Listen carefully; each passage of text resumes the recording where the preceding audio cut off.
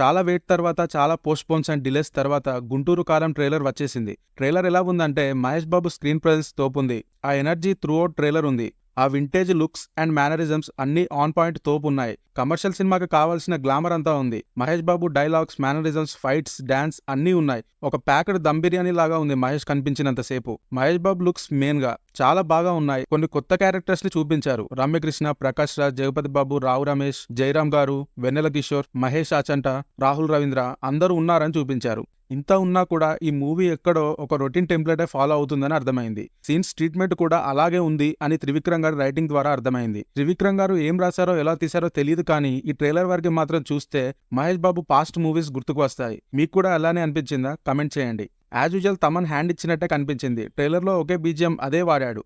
ఓనానోల్ చెప్పాలంటే Mahesh Babu rocked, Trivikram shocked అనేలా ఉంది ట్రైలర్. కొన్ని మహేష్ బాబు పాత సినిమాలు చూసినట్టు అనిపిస్తుంది అంతే.